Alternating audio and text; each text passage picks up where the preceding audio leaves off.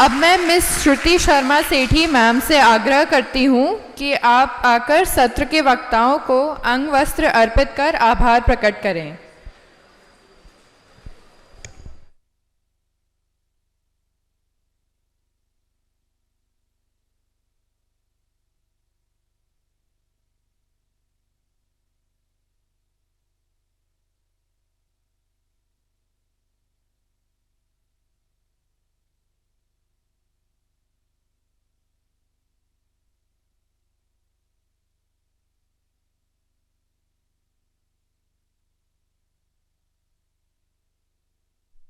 इसी क्रम में मैं नवीन चौधरी से अनुरोध करती हूं कि आप इस सत्र की बातचीत प्रारंभ करें।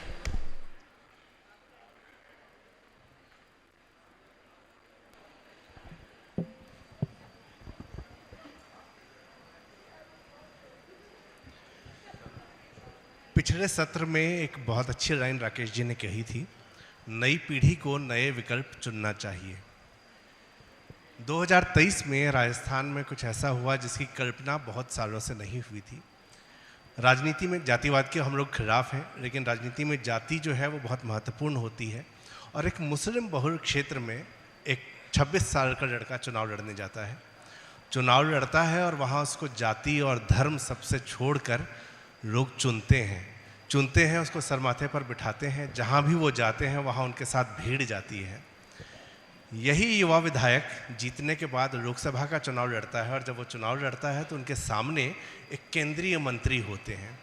बहुत से दोस्तों ने उस युवा विधायक से कहा कि ये मेरे ख्याल से आप गलत कर रहे हैं, और वो कहने वालों में एक मैं भी था। वो चुनाव युवा विधायक हार गए, लेकिन दूसरे नंबर पर रहे, 6 लाख से ज़्यादा वोट आए, और केंद्रीय मंत्री जो उनके सामने थे सिर्फ 4000 वोट से उनकी जमानत बची थी। और ये बताता है कि युवा जो है किस तरह के बदलाव को देखना चाहता है। तो रविंद्र सिंह जी, आपका बहुत बहुत स्वागत है। आप समझिए क्योंकि हम उनकी बात कर रहे हैं। बहुत बहुत धन्यवाद। हमारा विषय है राजनीति का जेन जी। अच्छा, जेन जी जो है, कल से मैं यहाँ देख रहा हूँ कि ये लोग इंस्टाग्राम पे रील, फोटो ये सब बनाते रहते हैं। आप भी सोशल मीडिया पे बहुत ज़्यादा पॉपुलर हैं। तो मेरे से अक्सर कई लोग पूछते हैं कि रविंद्र सिंह भाटी सोशल मीडिया के नेता हैं कि ज़मीन के नेता हैं? जोधपुर यूनिवर्सिटी से लेके शिव के विधानसभा चुनाव में और लोकसभा में अगर आप धरातल पे कुछ करेंगे तो दिखा पाएंगे। जाहिर सी बात है कि छत्तीसी कौम का प्यार तो मुझे मिला ही है। और जिस वर्ड जैन जी को आपने उपयोग में लिया, मैं तो एक ही चीज कहूंगा कि जिस और जवानी चलती है उस और जमाना चलता है।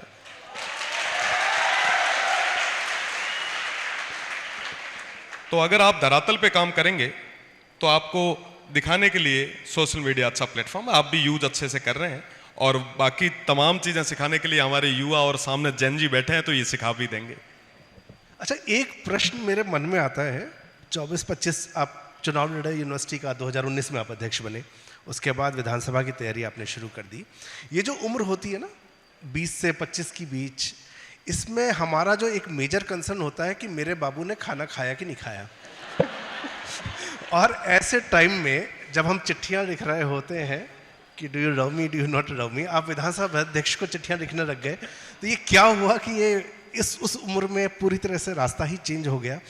क्यों राजनीति की तरफ ऐसा झुकाव हुआ, और ये जिद कि मैं अगर टिकट नहीं मिलेगा? आपने 2019 का चुनाव यूनिवर्सिटी का भी बागी होकर चुनाव लड़ा, और ये आपको मैं बताऊं कि रिकॉर्ड है 2019 का कि इससे पहले राजस्थान यूनिवर्सिटी, जोधपुर यूनिवर्सिटी में कोई निर्दलीय चुनाव नहीं जीता था। रविंद्र सिंह भाटी पहले ऐसे छात्र संघ अध्यक्ष हैं जो वो चुनाव जीते थे। तो एक तो आपने वहाँ बागी चुनाव लड़ा, उसके बाद आप भाजपा से जुड़े, फिर आपने भाजपा को भी छोड़ा और निर्दलीय चुनाव लड़ा, वहाँ आपको फिर सफलता मिली। मैं इस पूरी यात्रा को समझना चाह रहा हूँ कि इतनी जल्दी क्या थी और ये यात्रा कैसे सफल हुई है। साथ ही मैं एक सवाल और जोड़ दूं कि जितना मैं आपको जानता हूं, आपका कोई राजनीतिक बैकग्राउंड भी नहीं है, कि या ऐसा भी नहीं कि आप किसी उद्योगपति परिवार से हैं, एक टीचर के आप बेटे हैं। तो एक सामान्य घर से आया हुआ लड़का ऐसा क्या चमत्कार करता है कि वो चुनाव लगातार जीतता है और उसको हर जगह प्यार मिलता है? आपके साथ मैं चेन्नई, इंदौर, कई जगह गया, हर जगह ऐसी ही भीड़ आती है। तो वो जादू क्या है, ये इन बच्चों को सिखा दीजिए। मैं 2013 में जोधपुर यूनिवर्सिटी गया था BA-LLB जो यूनिवर्सिटी का हमारा प्रोफेशनल कोर्स है वो कंप्लीट किया। 2019 में सभी के साथ की बदौलत मुझे चुनाव लड़ने का मौका मिला। जैसा आपने बताया कि मैं किसी पॉलिटिकल बैकग्राउंड या पॉलिटिकल परिवार से नहीं हूँ, तो जाहिर सी बात है कि किसी भी विश्वविद्यालय के अंदर आपको अगर चुनाव लड़ना है, मैं बड़े साफ शब्द में कह रहा हूँ कि आपके पास अपनी पॉलिटिकल पावर, तमाम चीज़ें होनी बहुत ज़्यादा ज़रूरी है, तब आप सर्वाइव कर पाएंगे। अदरवाइज आप चुनाव कॉलेज में लड़ सकते हो, यूनिवर्सिटी नहीं लड़ सकते।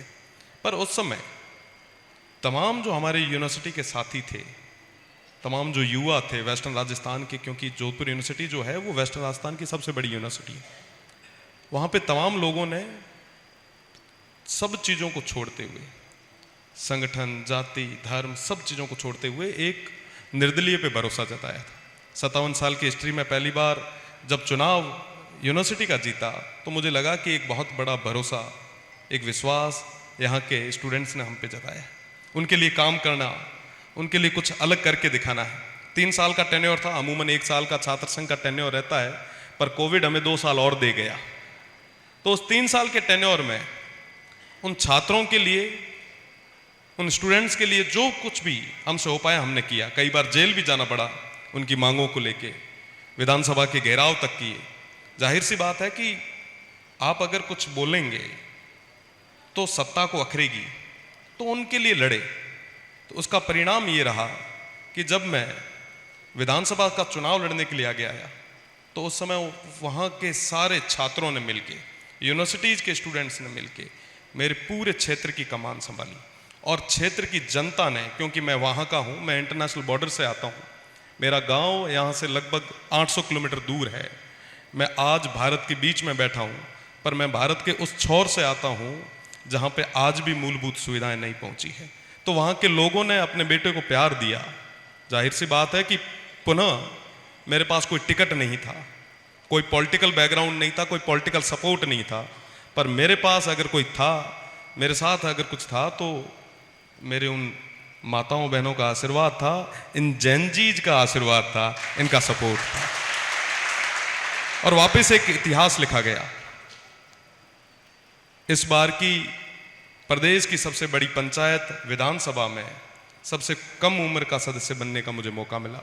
तो जाहिर सी बात है कि आज के समय में जितने भी मेरे सामने युवा बैठे हैं, जो आपके पास में बैठे हैं, जो साथ में बैठे हैं, ये सारे वो लोग हैं जो जीवन के हर दौर में आपके साथ रहेंगे, ना दबाव में ना प्रभाव में, ये कभी ना छोड़ने वाले लोग हैं। तो जाहिर सी बात है कि इनके साथ इस रिश्ते को आप मजबूती से बनाए रखें, ये रिश्ते आपको बहुत आगे तक ले जाएंगे। जी। अच्छा, आप छात्र संघ से निकले हैं, दिल्ली विश्वविद्यालय में भी छात्र संघ के चुनाव होने वाले हैं, आपने देखा है कभी यहाँ का चुनाव? नहीं, दिल्ली यूनिवर्सिटी के चुनाव देखने का मौका मिला तो नहीं। अमूमन हमारे वहाँ के चुनाव पहले हुआ करते थे और दिल्ली विश्वविद्यालय के चुनाव बाद में होते हैं। होता ये था कि जो भी छात्र संघ चुनाव लड़ते थे हमारे उस तरफ क्षेत्र में, तो वो सारे ही छात्र नेता यहाँ आते थे। क्योंकि मैं किसी दल से नहीं था तो मुझे कभी आने का मौका यहाँ तो नहीं मिला, पर दिल्ली विश्वविद्यालय का चुनाव, जाहिर सी बात है कि पूरे देश की नज़रें दिल्ली विश्वविद्यालय के चुनाव पर रहती है और हम सब की तो हमेशा रहती है। तो बड़ा रोमांचक चुनाव है। अगर दिल्ली यूनिवर्सिटी में पढ़ने का मौका मिलता, जैसा कि इन तमाम युवाओं को मिला है, तो जाहिर सी बात है छात्र संघ में भी इन्वॉल्व होते, प्रयास करते कि छात्रों के लिए कुछ कर पाए। यहाँ के चुनाव में जितना आपने सुना है उसमें और कोई फर्क है राजस्थान के चुनाव में किसी भी यूनिवर्सिटी के? रात दिन का फर्क है। यहाँ पे पूरे देश के छात्र हैं, वो वोट करते हैं। वहाँ पे वेस्टर्न राजस्थान के और राजस्थान के ही युवा वोट करते हैं। हाँ, पर यहाँ पे जो संघर्ष है वो बहुत बड़ा हो जाता है, क्योंकि राजधानी का है, जो मुझे लगता है। साथ ही साथ यहाँ के जो स्टूडेंट हैं, देखिए दिल्ली यूनिवर्सिटी में पढ़ना भी अपने आप में एक सपना होता है। कई सारे, मैं अभी जब आ रहा था तो मारवाड़ के, राजस्थान के स्टूडेंट मुझे मिले, बाड़मेर के, जैसलमेर के स्टूडेंट मुझे मिले। तो हमारे लिए काफ़ी गर्व की बात है कि हमारे स्टूडेंट जो रेगिस्तान से निकल के यहाँ तक आके अपने सपनों को पूरा कर रहे हैं। काफ़ी जो मेरे साथ के जो साथी थे, उनका सपना हुआ करता था कि हम दिल्ली यूनिवर्सिटी में जाएंगे, मास्टर्स करेंगे, पीएचडी करेंगे। तो ये बहुत बड़ी चीज़ है और ये अपने आप में जो इंस्टीट्यूट है ये बहुत अलग है। मैं तो सौभाग्यशाली समझता हूँ, और जितने भी युवा जो मेरे सामने बैठे हैं, मैं उनसे यही कहना चाहूँगा कि बहुत कम लोग हैं जिनको इतना अच्छा स्टेज मिल पाता है, मंच मिल पाता है, अपॉर्चुनिटी मिल पाती है, इस अपॉर्चुनिटी का पूरा उपयोग लें। और रही बात छात्र संघ चुनाव की, जैसी आपने बात कही थी, मुझे छात्र संघ चुनाव के बारे में पूरा तो नहीं पता कि, और एक चीज़ मैं ज़रूर इस मंच से कहूँगा कि पहली बार जो मैंने सुना है, किसी मारवाड़ की बेटी को, राजस्थान की बेटी को दिल्ली विश्वविद्यालय में, जो रेगिस्तान से निकल के यहाँ तक आई, किसान परिवार से निकल के यहाँ तक आई, अगर विश्वास जताया है तो ये बहुत बड़ी चीज़ है।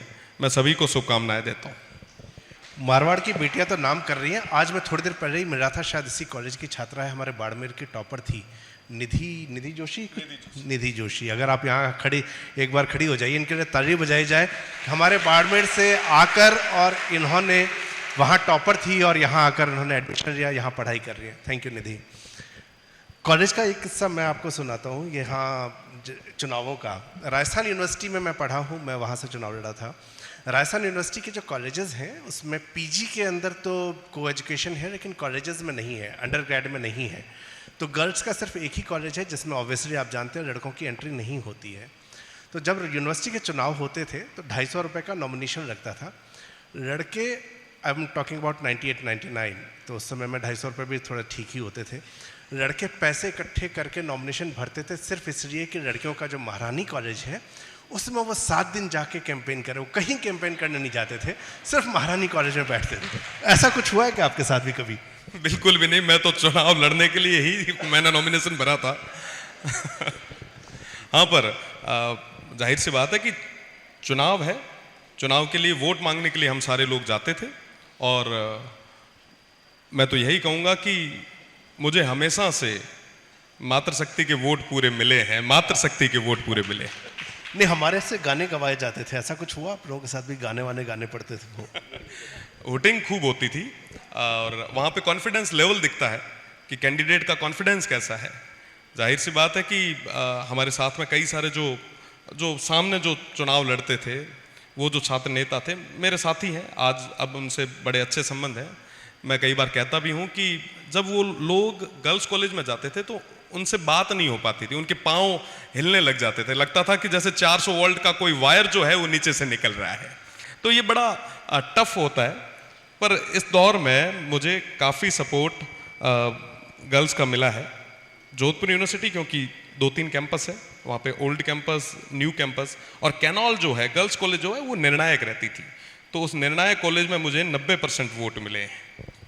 एक दबंग मूवी का डायलॉग था, अगर उसको मैं चेंज करूं तो वो ऐसा कुछ होता है कि चुनाव लड़ने से डर नहीं लगता साहब, गर्ल्स कॉलेज में कैंपेन करने से डर लगता है। आपने एक बात की बाड़मेर के मूलभूत सुविधाओं की कमी, और ये बाड़मेर नहीं, इनफैक्ट अगर जोधपुर को छोड़ दें तो पूरे मारवाड़ की एक दिक्कत है। और दिक्कत इसलिए भी है कि मारवाड़ में एक पॉइंट से दूसरे पॉइंट पर जाने के लिए 200-250 किलोमीटर बहुत ही कॉमन है। इससे कम में बीच में कुछ दिखता ही नहीं है। आप युवा हैं और पिछले कुछ समय में जब मैंने राजस्थान की राजनीति को क्लोजली देख रहा, ये सरकार हो या पिछली सरकार हो, एक मुद्दा बहुत ज़्यादा उठा, वो था पेपर लीक का। जो एग्ज़ाम हो रहा है उसमें पेपर लीक हो जा रहा है। एक छात्र की मुझे इंसिडेंट याद है, बहुत दुखद घटना है। उसने सुसाइड किया था इसलिए क्योंकि उसने 3 एग्ज़ाम दिए, तीनों में वो पास हुआ और तीनों के तीनों कोर्ट केस में चले गए क्योंकि उसमें पेपर लीक हुए थे। और चौथा एग्ज़ाम देते से पहले उसने सुसाइड किया और एक चिट्ठी लिखी थी कि मुझसे नहीं हो पाएगा, मैंने आपको निराश किया। ये सिचुएशन थी। सत्ता बदल दी गई, युवाओं ने सत्ता बदल दी, अब नई सत्ता है, लेकिन पेपर लीक की स्थिति आज भी वही है। ऐसे में आपके पास इतने विद्यार्थी आते हैं और आपके पास किसी पार्टी का प्रेशर भी नहीं है, तो क्या अभी कुछ बदलाव होता दिख रहा है? आपके साथ इस बार कुछ निर्दलीय और युवा विधायक और भी हैं, तो आप लोग इस विषय पे क्या कुछ अलग करने की कोशिश कर रहे हैं?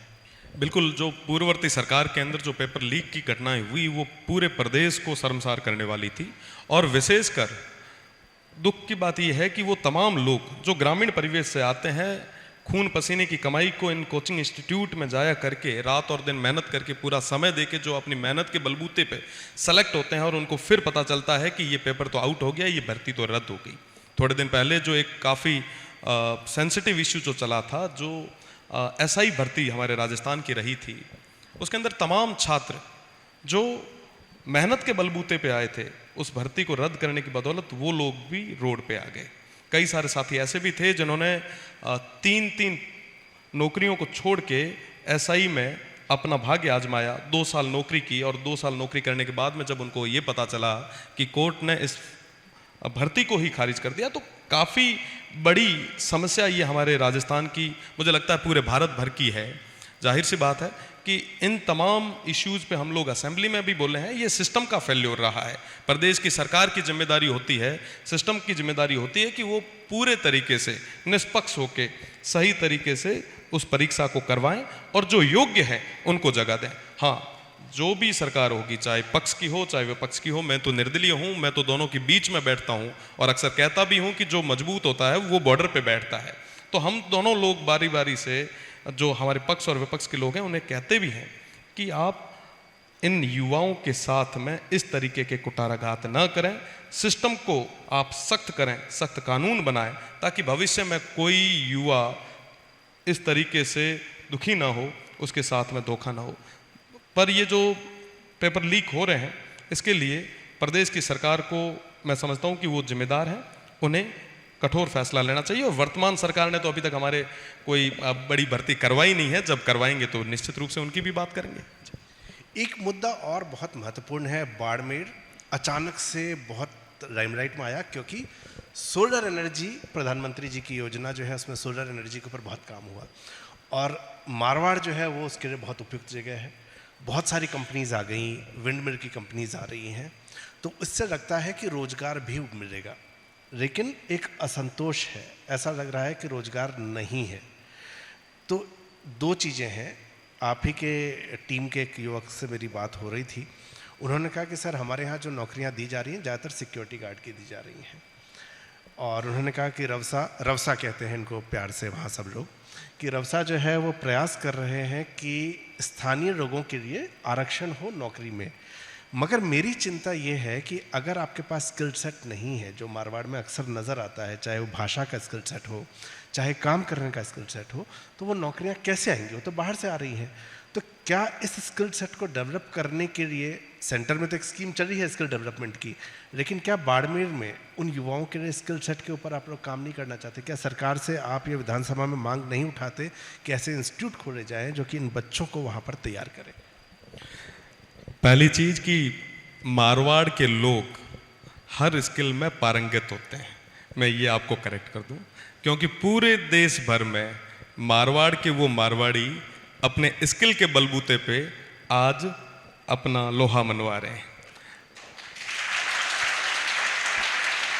और रही बात दूसरी, उन तमाम एमएनसीज की, मल्टीनेशनल कंपनीज की, तो जाहिर सी बात है कि स्किल के लिए स्किल सेंटर्स को डेवलप करना ये सरकार की और उन कंपनीज दोनों की जिम्मेदारी है, जिसके लिए हम लगातार प्रयास कर रहे हैं कि स्किल डेवलपमेंट के वो सेंटर खुले, ताकि उन कंपनीज को भी यहाँ के लोग तमाम लॉजिस्टिक फैसिलिटीज में भी इजी रहे और हमारे यहाँ के युवाओं को भी रोजगार मिले। तो इसके लिए हम लगातार प्रयास कर रहे हैं। जितनी भी कंपनीज आ रही है हम उन सभी का स्वागत करते हैं, पर हमारा यही निवेदन है कि हमारे यहाँ के जो यूथ हैं उनको ज़्यादा से ज़्यादा प्रायोरिटी भी मिले। जी अच्छा, एक हमारी इमेज जो जब हम दिल्ली में बैठे होते हैं, मीडिया को देखते हैं, तो ऐसा लगता है कि देश में हिंदू और मुसलमान बस गला काटने को तैयार बैठा है सब जगह।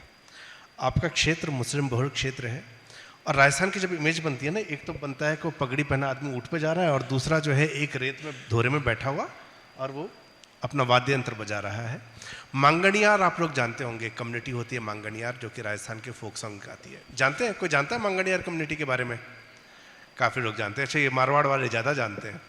ये जो मांगणियार कम्युनिटी है, आप में से 1-2 नाम याद होंगे। मामे खान आप लोगों ने देखा होगा टीवी पे, स्वरूप खान, इसके बाद अनवर खान, कई लोग हैं। तो मुस्लिम बहुत हैं जो वहाँ गाते हैं, लेकिन जब आप उनको देखते हैं तो पगड़ी पहनते हैं, मूछें रखते हैं। और रविंद्र ने एक बहुत अच्छा कार्यक्रम वहाँ करवाया था, म्यूज़िक फेस्टिवल, वहाँ के म्यूज़िक को प्रमोट करने के लिए मैं वहाँ गया था। तो मैंने ये नोटिस किया कि म्यूज़िक की जो उनकी समझ है, वहाँ जो कलाकार जिस तरह से खड़े हो रहे हैं, एक तो वस्त्रों में वो बड़े अलग दिखते हैं, टिपिकल मुस्लिम जैसा नहीं दिखता, लेकिन साथ ही साथ वहाँ की जो राजपूत कम्युनिटी है उनके साथ उनका एक बहुत स्ट्रॉन्ग बॉन्डिंग है। तो जिस देश में हम हर दूसरे दिन मीडिया में ये खबरें पढ़ते कर रहे हैं, यहाँ तो सब मारने काटने पर तुले हुए हैं, वहाँ पर जो प्रेम है, ये जो आपस की चीज़ें हैं और एक दूसरे के आर्ट और कल्चर को बढ़ाने का जो रिवाज है, ये कल्चर क्या है, थोड़ा सा अगर आप उसके बारे में बताएं, मारवाड़ के बारे में। बिल्कुल, आपने मंगन्यार की बात की है। मंगन्यार कम्युनिटी जो है, मैं बड़े गर्व और गौरव से कह सकता हूँ कि वो कम्युनिटी हमारी संस्कृति की ध्वजवाहक रही है। तमाम चीज़ें जो पधारो हमारे देश का स्लोगन राजस्थान का जो हर व्यक्ति सुनता है, वो उन मंगन्यार कम्युनिटी के लोगों के द्वारा डेवलप किया गया है। साथ ही साथ आपने बात की हिंदू मुस्लिम की, तो वहाँ पे जो भाईचारा और सौहार्द है, मुझे लगता है कि भारत के किसी कोने में नहीं होगा। सन 1947 के उस दौर को मैं याद करूँगा जब पंजाब और बंगाल और हर जगह से ट्रेनें भर भर के लाशें आ रही थी, पर हमारा वो क्षेत्र था, हमारे वो इंटरनेशनल बॉर्डर था जहाँ पे हमेशा अमन, चैन और भाईचारा, सौहार्द रहा है। मैं सौहार्द की बात करता रहूँगा। जो ठीक है उसको ठीक कहेंगे, जो गलत है उसको गलत कहेंगे, पर ये भी ज़रूरी है कि हमारा जो भाईचारा है, जो हमें विरासत में मिला है, हमारी जिम्मेदारी है कि हम उसे भी लेके चलें। हाँ, एक ये बात ज़रूर है कि जो गलत हैं उनके लिए हम खुल के बोलते भी हैं, पर बाड़मेर, जैसलमेर और इंटरनेशनल बॉर्डर और उस राजस्थान के वो तमाम लोग हमेशा से सौहार्द को पसंद करने वाले रहे हैं, पैरोकार रहे हैं। इसके अंदर बड़ी भूमिका हमारे उस समय के जितने भी राजनेता रहे उनकी भी रही। मैं इस मंच से स्वर्गीय जसवंत सिंह जी जो वित्त, विदेश और रक्षा मंत्री रहे, उनको याद करना चाहूँगा। साथ ही साथ स्वर्गीय तन सिंह जी जो हमारे लंबे समय तक उस क्षेत्र का प्रतिनिधित्व जिन्होंने किया, स्वर्गीय गंगाराम जी थे, स्वर्गीय वृद्धिचंद जी जैन थे, स्वर्गीय हादी साहब थे। इन तमाम नेताओं ने उस सामंजस्य को बिठा रखा, उस भाईचारे को, सौहार्द को बनाए रखा, जिसकी बदौलत आज तक हमारा जो क्षेत्र है वो सौहार्द के लिए जाना जाता है। और मैं आशा करता हूँ कि आने वाले समय में भी सौहार्द बना रहेगा, किसी की नज़र नहीं लगेगी। अच्छा, एक छोटी सी बात बीच में आपने कही थी कि चूंकि आप दोनों पार्टी के नहीं हैं, मजबूत आदमी हैं, तो जब मजबूत आदमी होता है उसको हर कोई चाहता है कि आ जा। मीम की भाषा आजकल चलती है। हम लोगों के टाइम में बाबा सहगल का एक गाना था, आजा मेरी गाड़ी में बैठ जा। तो मैं अक्सर चीज़ों को मीम के हिसाब से आजकल देखता रहता हूँ। तो ऐसा हुआ है कि कभी कांग्रेस वालों ने, बीजेपी वालों ने दरवाज़ा खोल के कहा आजा मेरी गाड़ी में बैठ जा? जिस समय बैठना था उस समय किसी ने दरवाजा नहीं खोला। अब हमारा मन नहीं है किसी गाड़ी में बैठने का। अब तो ये जनता जिस और कहेगी कि ये गाड़ी ठीक है, उस गाड़ी में बैठ जाएंगे। अभी तो पैदल ठीक है, हेल्थ के लिए भी ठीक रहता है। लेकिन किसी भी राजनीति को अगर देखा जाए तो एकड़ा चरोरे सुनने में बहुत अच्छा लगता है, लेकिन जब आप बहुत बड़ा बदलाव करना चाहते हैं तो एक संगठन जो है वो बहुत बड़ी शक्ति है। तो अगर मौका मिलता है तो क्या वैचारिक तौर पर आप किसी संगठन के साथ जुड़ना चाहेंगे या उसका कोई क्राइटेरिया और होगा? मैं एक समय में जब विश्वविद्यालय में था तो मैं परिषद के साथ में मैंने लंबे समय तक कार्य किया। उसके बाद जब असेंबली इलेक्शंस थे तो मैं बीजेपी से टिकट मांग रहा था। पार्लियामेंट में भी स्थितियां कुछ अलग रही, पर जाहिर सी बात है कि हर फैसला मैंने जनता पे छोड़ा है और ये भी फैसला मैं जनता पे छोड़ रहा हूँ। हमारे तमाम उस क्षेत्र के जो वरिष्ठ लोग हैं वो जब तय करेंगे, मैं उनके कहे अनुसार उस और चलूँगा जी। अच्छा, एक बात बताइए, आप युवा हैं, अब तो खैर इनकी शादी हो गई है, लेकिन जब शादी नहीं, ये चीज़ कहना जरूरी था। तो कुछ मतलब प्रेम प्रसंग नहीं हुआ ऐसा? कोई अफेयर हो जो भाभी जी को, ये वीडियो में हम कटवा देंगे, भाभी जी तक नहीं पहुंचेगा, लेकिन कोई अफेयर हुआ हो या कोई क्रश हुआ हो? भाई आए मारो घर बंगाउण में है।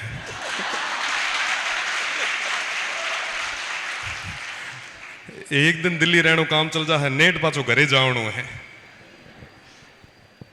सभी का प्यार मिला, खूब सारा मिला। सत्य सी कौम और जनता का प्यार हमेशा रहा है। बस मैं इतना ही कहूंगा, इससे ज्यादा नहीं। देखिए, प्यार के मामले में ना ये चुनावी भाषण देना घर पे समस्या खड़ी कर सकता है आपके लिए, तो मैं जिम्मेदार नहीं हूं आपके इस जवाब के लिए, आप घर में स्वयं देखें। अच्छा, एक और बहुत गंभीर समस्या आपके यहाँ है। कुछ दिनों पहले एक लेख आपका मैंने पढ़ा था जोजरी नदी के ऊपर। मारवाड़ की हमारी इमेज यही है कि पानी की बहुत बड़ी समस्या है, और उसके बाद मतलब इस नदी का तो मैं नाम भी नहीं जानता था राजस्थान में, जयपुर में रहने के बावजूद। नाम सुनता हूँ और फिर मैं देखता हूँ कि वहाँ पर जो है पानी जहरीला होना शुरू होता है, उसके ऊपर आप काम कर रहे हैं। पानी जो है एक बहुत बड़ा मुद्दा है।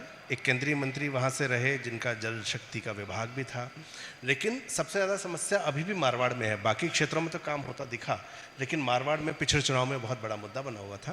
तो ये मुद्दा अभी भी रहा है। क्या पानी को लेके, क्योंकि आपके यहाँ विकास में एक समस्या ये भी है, आपके यहाँ हेल्थ इंडेक्स की अगर हम बात करें तो आपके यहाँ बहुत सारी ऐसी बीमारियों से लोग ग्रसित होते जा रहे हैं, स्पेशली आपके क्षेत्र में जहाँ पानी जो दूषित है उसकी वजह से दिक्कत हो रही है या पानी की कमी से हो रही है, लेकिन इतने सालों में किसी ने उसके ऊपर काम नहीं किया है। जब एक युवा विधायक आ रहा है तो क्या बदलाव की उम्मीद है? देखिए, जोजरी नदी का जो प्रकरण है बहुत पुराना मसला है, और उस नदी के कारण तो नहीं कह सकते, पर उसके अंदर जो खराब पानी जो आ रहा है, केमिकल वाला जो पानी आ रहा है, उसके कारण आसपास के लगभग 70 से गांव जो है वो 70 से ज़्यादा गांव जो है वो प्रभावित हो रहे हैं, और उसके कारण तमाम चीज़ें, तमाम बीमारियां भी उस क्षेत्र में फैल रही है।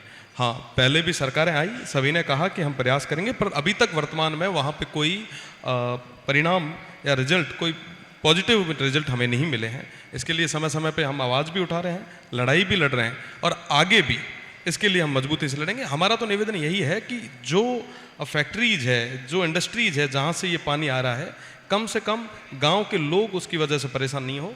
ट्रीटमेंट प्लांट लगाने से लेके तमाम चीज़ें जो है वो सरकार के हिस्से की चीज़ें हैं, सरकार इसमें इन्वॉल्व होकर ये काम करे, और 78 के आसपास 70 से ज़्यादा जो गांव है उनको इस चीज़ का बेनिफिट मिले।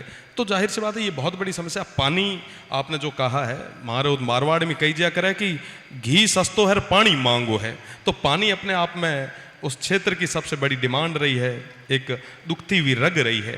पर आज के समय में इंदिरा गांधी कैनाल और तमाम नर्मदा के जो प्रोजेक्ट आए हैं उनके बाद में पानी की समस्या इतनी नहीं है। आप भी कभी पधारेंगे तो आपको हम दिखाएंगे भी।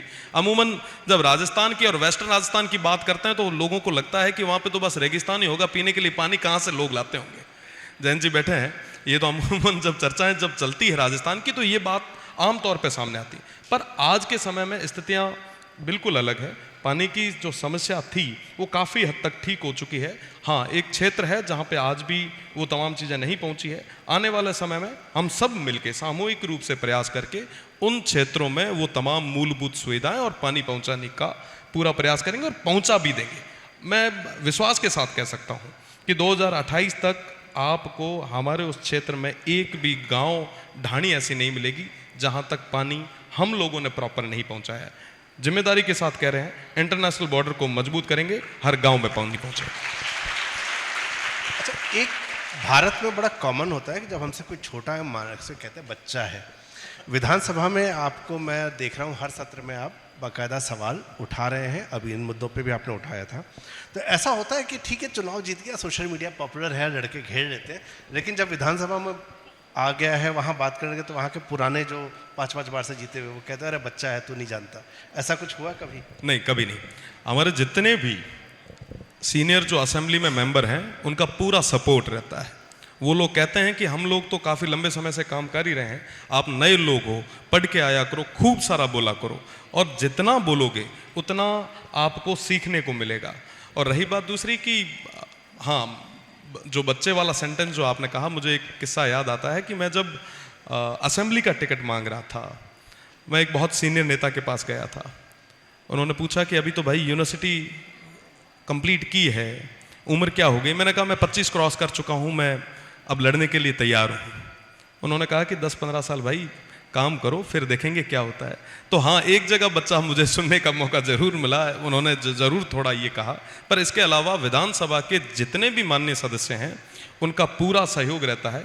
नए लोगों को वो मोटिवेट करते हैं और पूरा मौका देते हैं। आज जैसा कि आपने कहा कि हर मुद्दे पे हम बात करते हैं, तो उनके सहयोग के बिना नहीं हो सकता, चाहे पक्ष के लोग हों चाहे विपक्ष के लोग हों।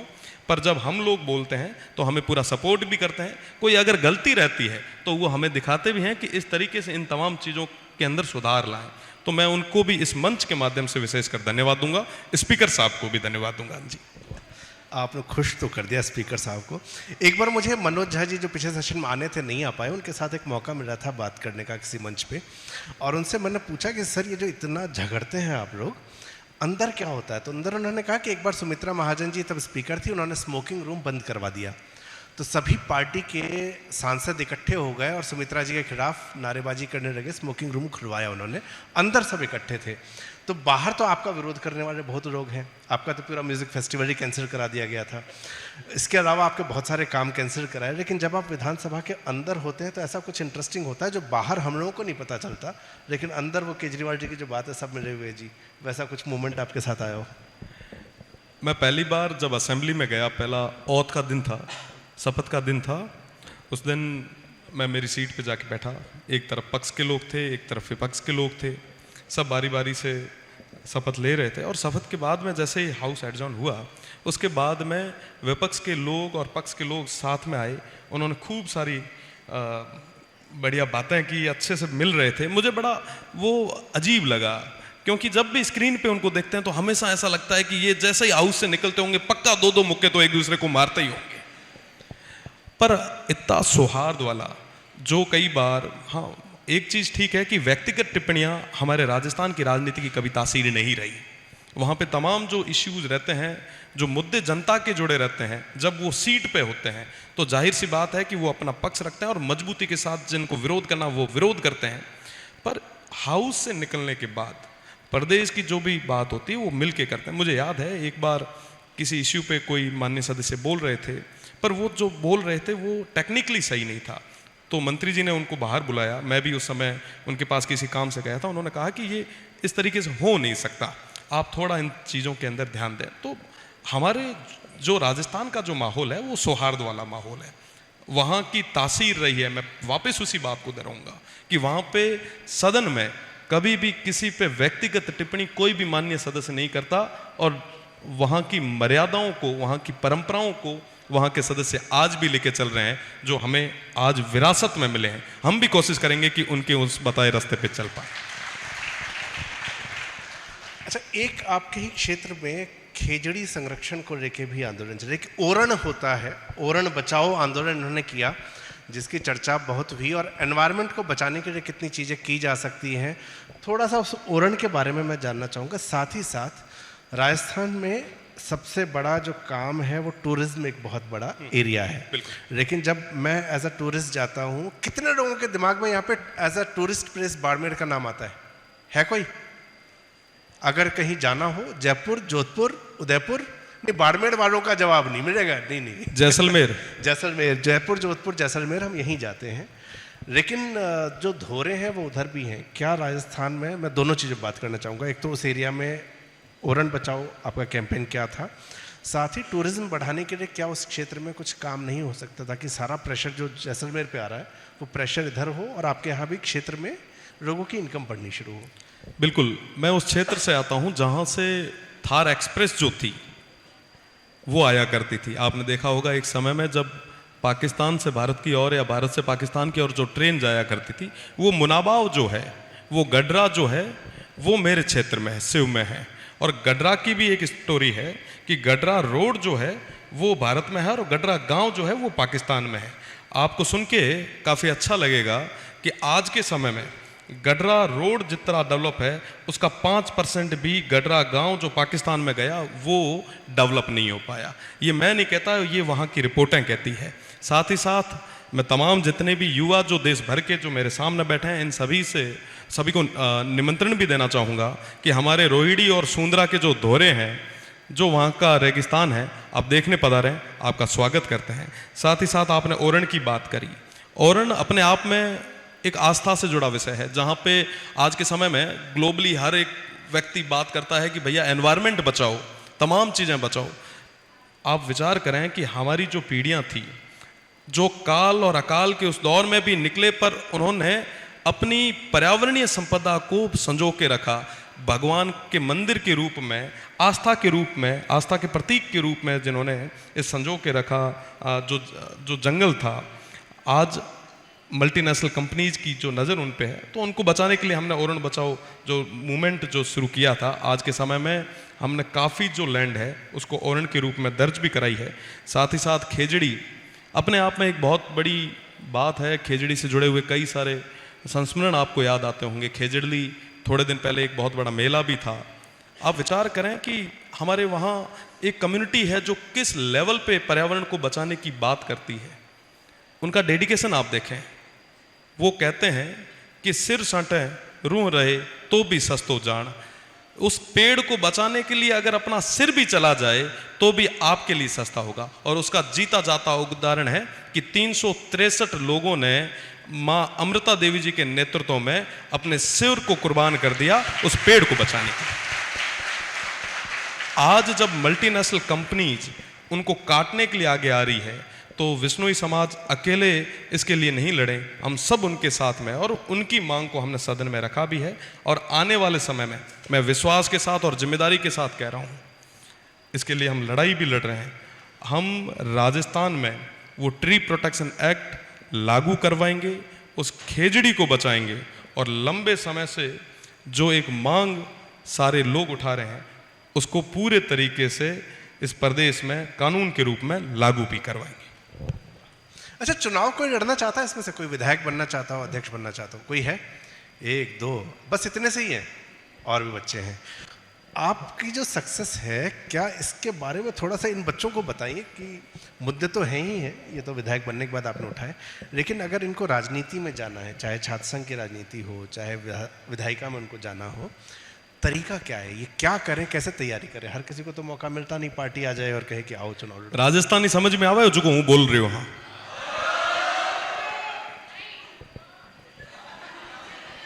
थे अलग में यहाँ ना समझा दिया, ठीक है भैया। यहाँ है कि जे सूता सूता घरे फोन चला हो नहीं तो राजनीति में को नहीं आ पाओ। राजनीति में जो आणु है तो चप्पल फाड़ना पड़ है, बूट फाड़ना पड़ है, बे बे लोगर वास्ते खपे खपे, ये वास्ते तैयार हो। बस इतनी सी बात है कि आप लोगों के लिए अगर मेहनत कर सकते हो, उनके लिए सब कुछ कर सकते हो। अब देखो, मारो कोई पर्सनल लाइफ को नहीं है मारी, मैं हमें सार्वजनिक हो चुका, मैं सब इया रहा और इया रे वास्ते ही मैं रात और दिन दौड़ रहा। जो इतो समर्पण कर सके वो राजनीति में आए। कोई यहाँ सोचा कि हूँ पार्ट टाइम राजनीति कर लईस तो वहाँ ना तो कहाँ थे, घरे जाए आराम में सुओ, फोन चलता रहता रहो और सो जाए। पर मतलब देख रहे बड़ो अचरज हुओ कि एक 3-4 लोग हाथ खड़ो करियो है। अमूमन मैंने यहाँ लागो तो कि हूँ मिरंडा हाउस रे मीना बैठो हाँ, ये लगभग सारा जो स्टूडेंट है राजनीति की बात आते हाथ खड़ो कर है। पर आप विचार तो राखो, पर आप ना राजनीति में आए ये देश रे वास्ते कहीं कौन करनू, ए बड़ी दुख की बात है। आज तो वो बात होगी कि भगत सिंह तो आप सब आना चाहिए, पर आप रे घर में ना कोई कौन चाह रही हो। देखो, आप सब युवा हो, आप सब आना राजनीति में आनू पड़े। अगर राजनीति में नहीं आओ तो थां गुडे ए अधिकार को नहीं है कि कोई थे नेता रे माथे आरोप या प्रत्यारोप करो। आप राजनीति में आओ तो ये बदलाव ना शुरू करो। अरे जेपी आंदोलन में ना देखा पड़े यहाँ पे भारत री और पूरे विश्व रे मीनो एक इतिहास रहो है कि जब युवा आगे आया है तो सत्ता बदल राख दी है। 3 दिन पहले री बात है, नेपाल रे माथे बहुत कम लोग बात कर रहा है, पर आप री उम्र रा लोग आगे आया और भला भला लोगा ना वे कुर्सियां में हटाई छोड़ दिया। तो युवाओं ना तो यही कहना चाहूं कि थे राजनीति में आओ, ये देश री कमान ना संभालो, ये देश ना मजबूत करने वास्ते आगे कदम बढ़ाओ। राजनीति में आने के लिए क्या चुनाव लड़ना ही आवश्यक है? क्या ये युवा बिना चुनाव लड़े भी राजनीति का हिस्सा हो सकते हैं? बिल्कुल हो सकते हैं। अगर आप एक जागरूक मतदाता के रूप में भी अगर आप आगे आते हैं, वोट भी करते हैं, तो भी निश्चित रूप से इस देश को और लोकतंत्र को मजबूत करेंगे। पर बड़ा दुख होता है कि कई बार जब वोटिंग परसेंटेज देखते हैं 40-45%, मैं पार्लियामेंट चुनाव के पहले चरण के वोट परसेंटेज को देख रहा था, उस समय ये समझ में आया कि 50% लोग भी पूरे तरीके से वोट देने के लिए आगे नहीं आए। अगर आप पूरे तरीके से वोट देने के लिए आगे आते हैं, वोट करते हैं, तो आप इस देश को मजबूत कर रहे हैं। आप अगर इस देश की किसी भी चीज़ में शामिल होते हैं, अब एक छोटा सा उदाहरण है कि आज हम यहाँ बैठे हैं, कोई व्यक्ति यहाँ से निकला, छोटी सी कोई चीज़ है, चॉकलेट है, वो खाई और पॉलीथीन फेंक दी। अगर उसको भी अगर आप जेब में रखते हैं तो भी आप देश हित के लिए काम करते हैं। आप अगर डिसिप्लिन से इस देश के लिए छोटी सी भी चीज़ अगर कंट्रीब्यूट कर रहे हैं तो जाहिर सी बात है कि आपकी भागीदारी है। पर मैं तो, क्योंकि मैं राजनीतिक क्षेत्र से आता हूँ, मैं तो यही कहूँगा कि आज के समय में बहुत कम युवा जो हैं वो राजनीति में अपना कैरियर ढूंढ रहे हैं। मैं तो सबसे निवेदन करूँगा कि संघर्ष जरूर है, मेहनत है भैया, खपणू पड़ से, पर अगर थे खपसो तो दुनिया की कोई ताकत को नहीं है जो थाना रोक पाए। अगर साहब म्याड़ पापा तो मास्टर है, कद कोई मास्टर रो लड़को यूनिवर्सिटी रे मीना जाए चुनाव लड़ ले है, ए भी मन में कदे जान कौन सकतो। मैं यूनिवर्सिटी में लड़ियो, मैं पहले दिन जदे लड़न गयो जदे मैंने कहो लोगा कि मोटा मोटा हाथी लड़े है। मैं मोटा मोटा हाथी लड़े है तो मैं बेड़ा भी म्याड़ा है, भाई बेटा है, वहां हाथियां ना ऊंचा करे कांकर नीचे गबीड़ना है, ये मीना में पग लारे को नहीं रखा। विधानसभा रो चुनाव आयो जदे कहो कि साहब मोटी मोटी पॉलिटिकल पार्टियां चुनाव लड़े, ओ हो वहां गुडे हजारा करोड़ है, फलाना कर दे है, वहां कर दे है, मां गुडे कहीं को नहीं, मां गुडे तो है जनता है। मैं तो ये जनता रे माथा छोड़ा ये ना जो ठीक लगे। तो तमाम चीजें हो सकती है, बस करने के लिए आपको कदम तो उठाना पड़ेगा, हाँ मेहनत तो करनी पड़ेगी। अच्छा, अपनी भाषा बहुत प्यारी होती है, जब आप मारवाड़ी में बोल रहे हैं सुनते हो बड़ा अच्छा लग रहा है, लेकिन राजस्थान सबसे बड़ा राज्य होने के बावजूद आपको अधिकतर जगह आप बोलते हैं, बहुत सारे नेता बोलते हैं, राजस्थानी भाषा को मान्यता अभी तक 8वीं अनुसूची में नहीं मिल रही है। इसकी मांग उठती रही, छात्रों ने मांग उठाई कि यूपीएससी में इस भाषा हमारी आनी चाहिए, ऐसे कई सारे मांग उठ रहे हैं, लेकिन ये मुद्दा उठा नहीं, नेताओं ने तो किसी ने उठाया नहीं। आप हर जगह राजस्थानी में सिर्फ बोल ही रहे हैं कि ये मुद्दा भी उठाएंगे? मुद्दा उठा भी रहे हैं और राजस्थानी को राजस्थान में मान्यता दिलवा भी देंगे। ये भी मैं बड़ी जिम्मेदारी के साथ, रिकॉर्डिंग तो चालू है ना, हाँ ये रिकॉर्डिंग करके रखिएगा। राजस्थानी भाषा को मान्यता दिलवाने की जो लड़ाई हमने हाथ में ली है, इसको पार भी लगाएंगे। इन तमाम युवाओं के लिए राजस्थानी भाषा को मान्यता भी दिलवाएंगे, ताकि आने वाली पीढ़ी को राजस्थान का जो गौरवशाली इतिहास है, संस्कृति है, रीत है, रिवाज है, परंपरा है, वो अपनी भाषा के साथ में देखने और सीखने को भी मिले। इसके लिए मान्यता भी दिलवाएं। अच्छा, हमारी जो संस्कृति और रिवाज है, उस रिवाज में एक है टीचर से पिटाई खाना। स्कूल में सबसे खड़ूस टीचर कौन होते थे, किस सब्जेक्ट के, किसी को ध्यान है? मैथ्स के। उसके अलावा जिनसे डरते थे सारे? PTI sir. तो आपके तो पिताजी स्पोर्ट्स टीचर ही रहे, तो ऐसा कितनी बार हुआ है कि पिताजी ने कहा कि चलो बेटा अब हनुमान बनाया जाए तुमको? मुझे वापस घर जाना है। चुनाव लड़ना चाहा तब पिताजी का क्या रिएक्शन था? मतलब मैं जब चुनाव लड़ा था, मेरे पिताजी प्रोफेसर है, मेरे तो चप्पल पड़ी थी भयंकर। कुछ एक उन्होंने मैथिली में कहावत भी सुनाई थी, मैं बाप कर, तो मैथिली में कहावत है, मैं बाप करे कुटुन पिसोन, बेटा का नाम दुर्गादत्त। तो मतलब माँ बाप जो है कुटने पीसने काम कर रहा है और बेटा जो है नाम अलग कर रहा है। जब मैं चुनाव लड़ा तो मेरे पिताजी से मुझे ये सुनने को मिल रहा था। आपके साथ क्या रहा? आपके तो पीटीआई रहे हैं। पहली बार ये जरूर कहा था कि चुनाव काम की चीज नहीं है, वकालत कर रहे हो, बढ़िया वकालत करो, जनता की सेवा करो। जनता की सेवा वकालत के रूप में भी हो सकती है, किसी को गरीब को अगर न्याय दिलवाओगे तो उससे बड़ा काम कोई नहीं हो नहीं सकता। पर ज़्यादा जिद की तो उनका तो आशीर्वाद रहा।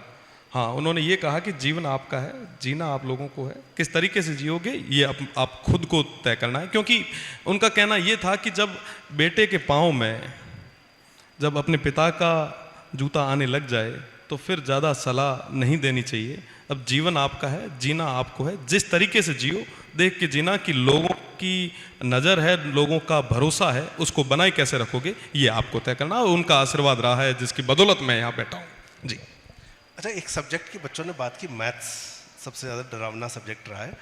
चुनावी गणित तो आपको बहुत अच्छे से आ रही है, वो तो आपने दिखा दिया, साबित कर दिया, लेकिन गणित एज अ विषय इनकी तरह ही डर लगता था या अलग विषय? इनसे भी ज़्यादा डर लगता है मुझे आज भी गणित से। बायो का स्टूडेंट रहा और उसके बाद लॉ करने चले गए, गणित की तरफ कभी मुंह मोड़ के नहीं देखा, पलट के नहीं देखा। थोड़े दिन पहले मैं एक एग्ज़ाम देने गया टेरिटोरियल आर्मी का, टीए का। उसमें कई सारे सवाल जो हैं वो मैथमेटिक्स के आते हैं। वाकई मुझे लगा कि जो हमारे युवा है कितनी मेहनत करते होंगे। मैं पूरे 60 मिनट में मुश्किल से 5 सवाल भी सही तरीके से सॉल्व नहीं कर पाया। देखो, मैं कह सकता हूँ छूट गई वो प्रैक्टिस, बाकी सारी प्रैक्टिस तो चल रही है, पर वो प्रैक्टिस हो नहीं पाई। तो आज भी गणित से डर लगता है। चुनावी गणित अलग है, पर वाकई जो ये इंजीनियरिंग कर रहे भाई है हमारे, वो बहुत सूर और वीर है, बहुत महान है जो ये इस तरीके से इंजीनियरिंग कर रहे हैं जी। मैं सवाल इनके लिए खोलूँ उससे पहले मुझे एक और इंसिडेंट याद है। आपके फ़ोन नंबर्स को स्पैम कर दिया गया था, मतलब नंबर बंद कर दिए गए।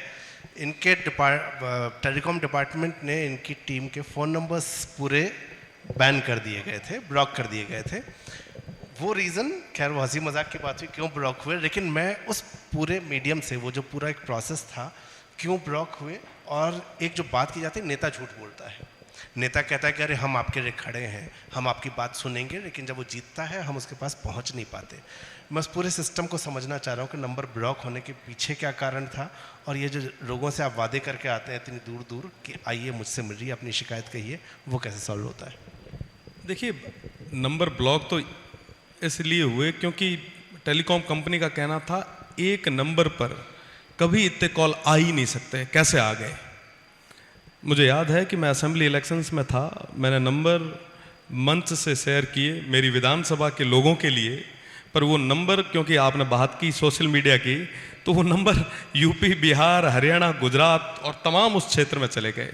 वहाँ से सभी भाइयों के नंबर आने लगे, तो कंपनीज ने सारे नंबर मेरे जो थे वो ब्लॉक कर दिए कि भैया हो ही नहीं सकता कि एक नंबर पे इतने कॉल आए। तो ये तो एक अलग बात है, पर जो 11,500 मिस्ड कॉल थी। बिल्कुल, ये जनता का प्यार है, ये लोगों का प्यार है। हमारे राजस्थानी में कही जाए कि कई नेता एड़ा मैं जाऊं रैली में कदे कार्यक्रम में, तो कई बार भीड़ में हुआ, हमारी भाषा समझ में तो आ रही है, तो कई बार की वह कि शर्ट फाड़ जावे, कदे कहीं हो जावे, तो कई सारा भाई कहे कि साहब थोड़ो ध्यान रखा करो।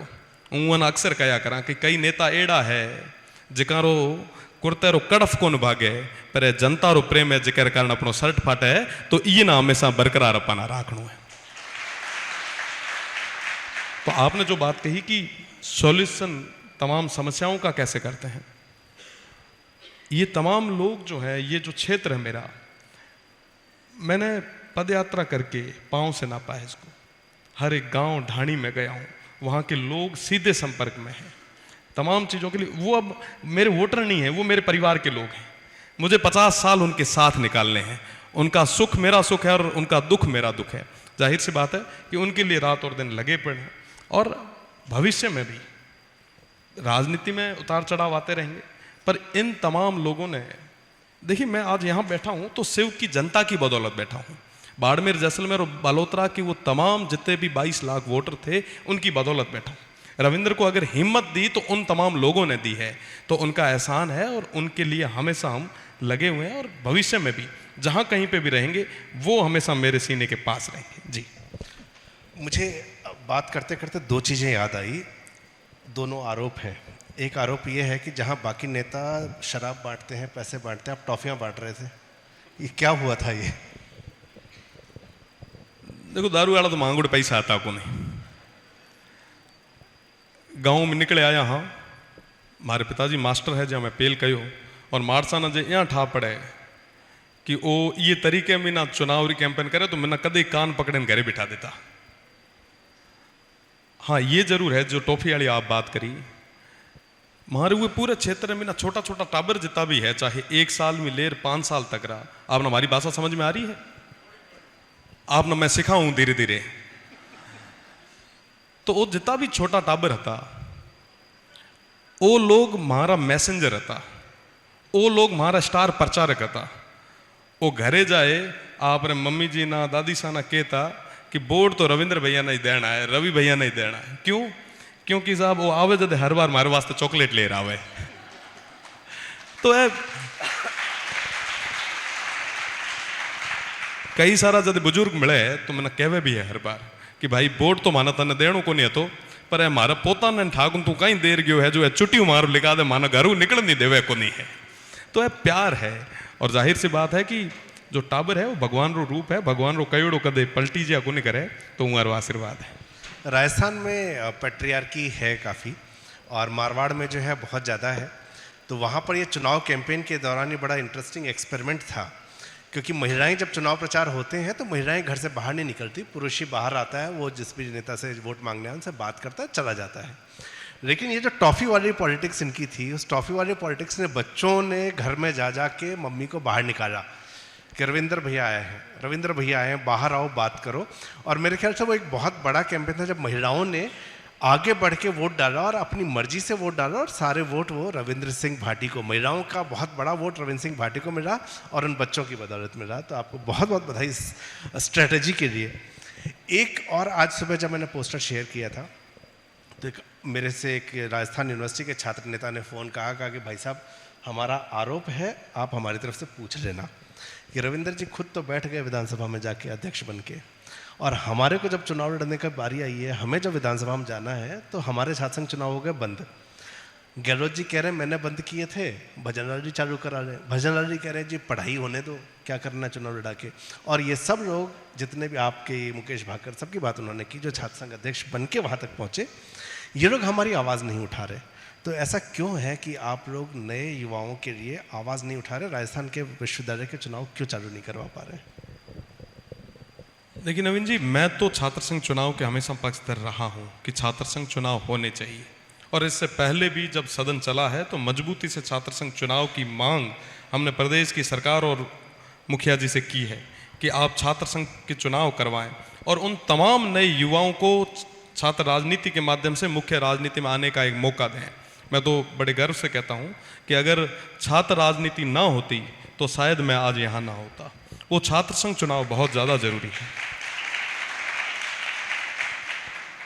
एक ग्रामीण परिवेश से आने वाला व्यक्ति जिसके पास कोई पॉलिटिकल बैकग्राउंड नहीं है, वो अपना भाग्य इस छात्र राजनीति के माध्यम से आजमा सकता है।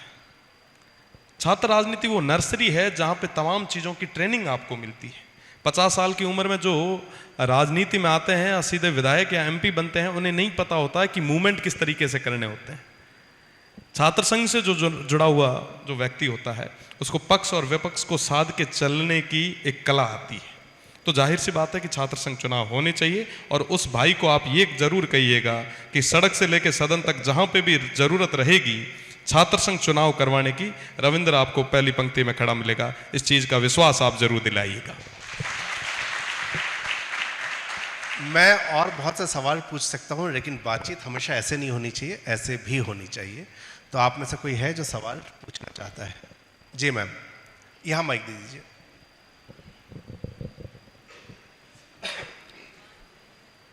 सर राम राम, खम्मा गणी।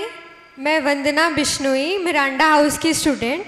सर आपने खेजड़डी और ओरन के धरने को प्रोटेस्ट तक लेकर गए सर आप। सर आपने माँ अमृता देवी बिश्नोई के बारे में बताया, आपने ओरन के बारे में बताया, आप हाल ही में बहुत सारी चीज़ें कर रहे हैं खेजड़डी और ओरन को बचाने के लिए। आपने एक कानून के बारे में भी बताया कि उसके बारे में भी बात चल रही है।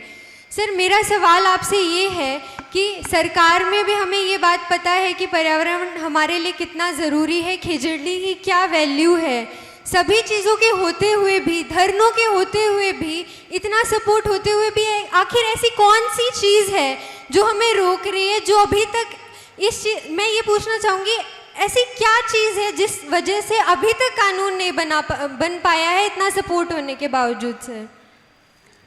देखिए, इसके लिए जनता की आवाज़ पहली बार आगे निकल के आई है। ये जो खेजड़ी को बचाने की मुहिम थी, जो अभी तक सिर्फ विश्नोई समाज करता रहा था, पर आज के समय में 36 कौम के लोगों ने इसको सदन तक पहुंचाया है, इस आवाज़ को जयपुर और राजधानी तक पहुंचाया है। तो जाहिर सी बात है कि अभी तक उस बात को इतनी हवा नहीं मिली थी। आज के समय में हम सब मजबूती के लिए लड़ रहे हैं। एक तरफ जब ग्लोबली जब बात एनवायरनमेंट को बचाने की होती है, दूसरी तरफ जब प्रदेश की सरकारें हैं, देश की सरकार जब एक पेड़ माँ के नाम लगाती है, और दूसरी तरफ ये जो विरोधाभासी हजार हजार लाख लाख पेड़ कंपनियों के नाम पे करते हैं, तो जाहिर सी बात है दुख तो होता ही है। ये जगह अपनी है, ये क्षेत्र अपना है और ये मांग अपनी है। तो हम सब हमारी मांग को हम आगे तक रख रहे हैं और आने वाले समय में जल्द ही इस कानून को लागू भी करवाएंगे। जी थैंक यू सर।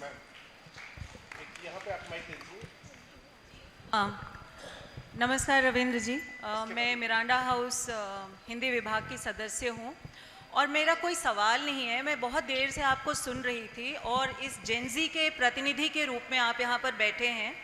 मुझे बहुत खुशी हुई कि आपने अपने परंपरा की बात की, गांव, खेत, खलियान, वेशभूषा, संगीत, सांस्कृतिक विरासत की बात की, जो वहाँ की समस्याएं हैं उनके निदान की बात की। लेकिन आपने एक भी लाइन, एक भी शब्द ऐसा नहीं बोला जो इनको उकसाने की बात हो। जो आजकल ज़्यादातर युवाओं को उकसाने की बात की जाती है, उस तरह की आपने एक भी बात नहीं बोली, जो मुझे बहुत अच्छी लगी। और मुझे लगता है ये जो बार बार बात पर जेंजी किया जाता है, तो ये है आज का जेंजी, और ये है आज के जेंजी का प्रतिनिधि जो कभी भी भड़काने वाली बात नहीं करता है। बहुत खुशी हुई। एक आखिरी बात, मैं सोच रही हूँ, बहुत देर से सोच रही थी मैं कहूँ या ना कहूँ, कह ही देती हूँ, मन में कोई बात रखनी नहीं चाहिए। लेकिन प्रश्न अगर आप पूछें तो थोड़ा ज्यादा ठीक रहेगा, ताकि बस आखिरी बात, आप बहुत अच्छा मुस्कुराते हैं।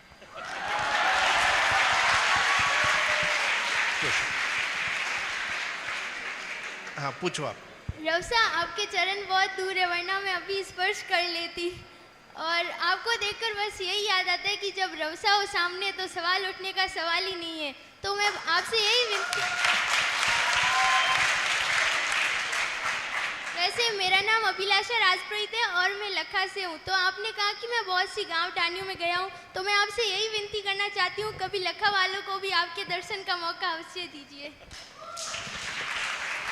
अच्छा, सवाल पूछिएगा प्लीज, कमेंट मत करिए, सवाल पूछ लीजिए। जी वो पीछे, आपके पीछे। सर इस साइड। सर नमस्ते भाई, मेरा नाम अर्षित, मैं डिपार्टमेंट ऑफ हिंदी से।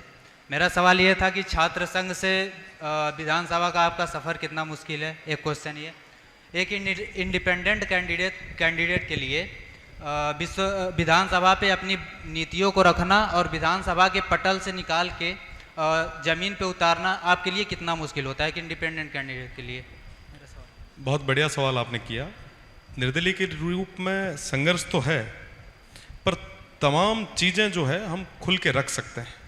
कई बार पक्ष और विपक्ष का दबाव रहता है कि इस इश्यू को आपको नहीं उठाना है, इसको उठाना है, पर हम स्वतंत्र हैं और स्वतंत्र रूप से तमाम वो बात, चाहे पक्ष या विपक्ष उससे नाराज हो तो 100 बार हो, पर हम खुल के रख भी सकते हैं। और रही बात बिलों की, तो आने वाले सदन में, क्योंकि मैं पहली बार का सदस्य हूँ, बिल की इतनी जानकारी मुझे नहीं थी, पर इस बार जो हम तैयारी करके आए थे, सदन छोटा चला, अगली बार हम बिल ले भी आएंगे, पास भी कराएंगे, और सालों बाद राजस्थान की असेंबली में कोई बिल एक निर्दलीय लेके आया और पास करवा के ले गया, ये इतिहास भी रचेंगे।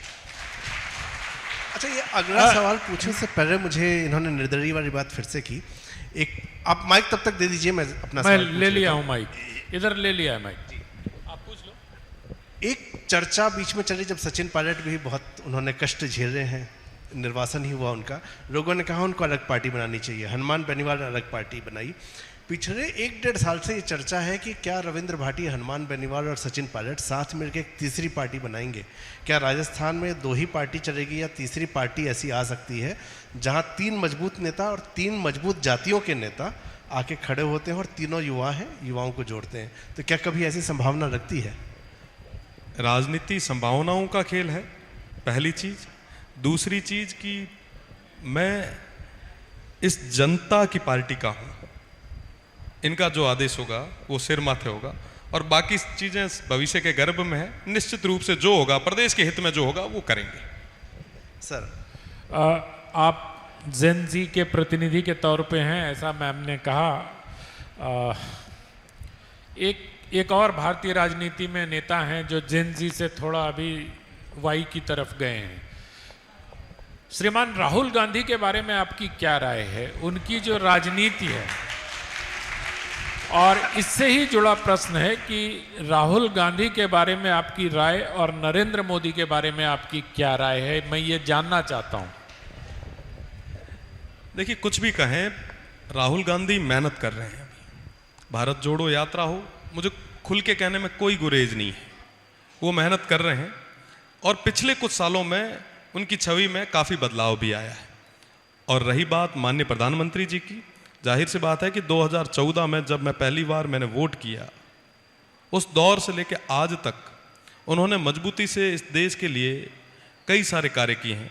वो भी हमेशा हम सभी की स्मृति में अमिट छाप रखेंगे, और प्रधानमंत्री जी बहुत मजबूत हैं। रही बात राहुल जी की, आपने जो कही मैंने आपको पहले भी बताया कि उनकी छवि के अंदर कई सारे बदलाव जो आए हैं वो सुखद है। दोनों पार्टी का रास्ता खुला छोड़ा आपने। जी कौन पूछ रहा है? हाँ आ रहे पूछिए। नमस्कार सर, मैं कामना यहाँ पे मेरी आवाज़ आ रही होगी आप तक? सर मैं यहाँ पे 2 साल से रह रही हूँ और राजस्थान के चूरू डिस्ट्रिक्ट से आती हूँ। सर आप जैसे युवा नेताओं को जब हम देखते हैं तो एक मन में नई उमंग और एक आशा जगती है कि हम भी कुछ अच्छा कर सकते हैं और आपको देख के हमें बहुत उम्मीदें हैं। पिछले 2 साल से मैं यहाँ रह रही हूँ, जब भी मैं किसी को बताती हूँ कि मैं राजस्थान से आती हूँ तो सबसे पहले जो लोगों के प्रश्न वो आते हैं वो ये होते हैं कि वहाँ पे पैट्रियार्की है, बाल विवाह का एक मुद्दा आता है, तीसरा जो आता है वो पानी की समस्या है। वो आपने एनवायरमेंटल इश्यूज़ के बारे में बोला, आपने सब कुछ बोला, पर जब मैं आपसे ये पूछना चाहती हूँ कि जब राजस्थान अपने 100 वर्ष पूरे कर रहा होगा तो आप राजस्थान को कहाँ पे देखते हैं और आप इस जेन जी जनरेशन को कहाँ तक ले जाने की आशा रखते हैं कि आप उस पर कितना काम करना चाहेंगे? सिस्टर आपका नाम? कामना। कामना। आज के समय में जहाँ बाल विवाह की बात चल रही है और वहीं हमारे चूरू उस राजस्थान की एक बेटी काम्या यहाँ पे माइक हाथ में लेके मिरांडा हाउस में सवाल पूछ रही है, तो मुझे लगता है कि हमारे उस क्षेत्र में बाल विवाह और तमाम कुरीतियाँ पूरे तरीके से खत्म हो चुकी।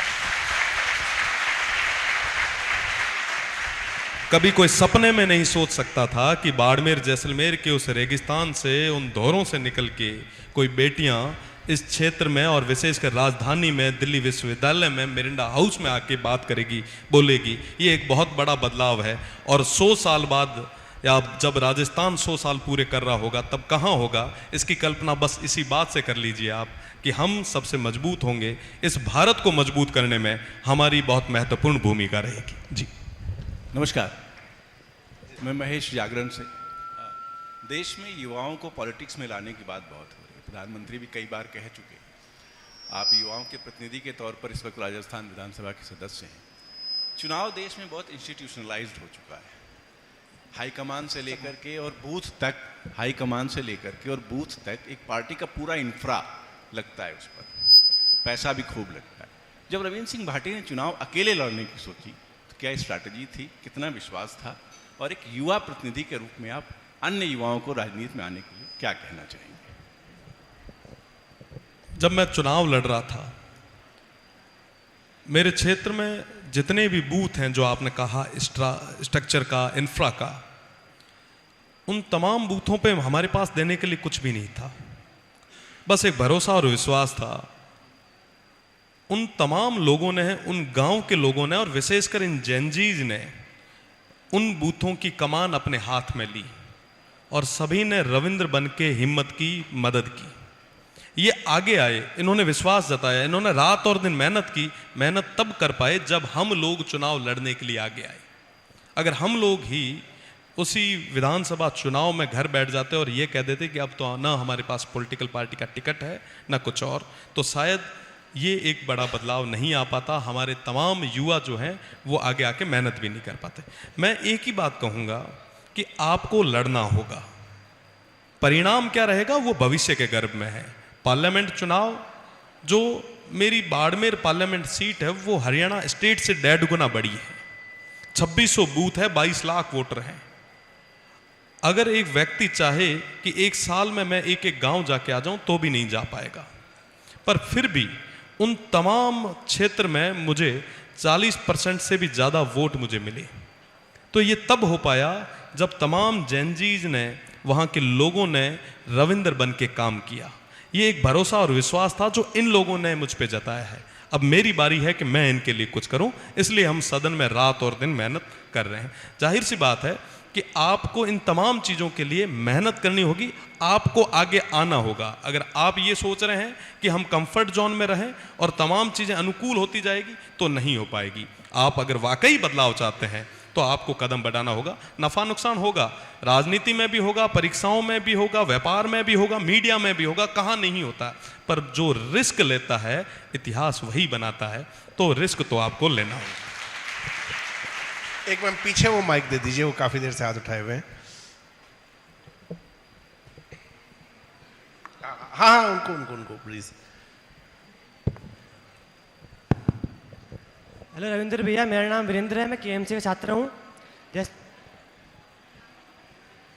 जैसे आपने बताया कि राजनीति में कोई इंटरेस्ट नहीं लेता है, बच्चे ने हाथ मतलब स्टूडेंट्स ने हाथ खड़े किए थे, अभी माइक थोड़ा पास कर लीजिए। हाथ कम खड़े किए थे अभी इन्होंने। तो मैं मतलब हमारे घर वाले ये बताते हैं कि राजनीति गंदी है। आपने एमपी के चुनाव लड़े, आपने विधानसभा का चुनाव लड़ा, ऐसी क्या राजनीति में गंदी चीज़ है जो हमारे लिए नेगेटिव इम्पैक्ट के लिए?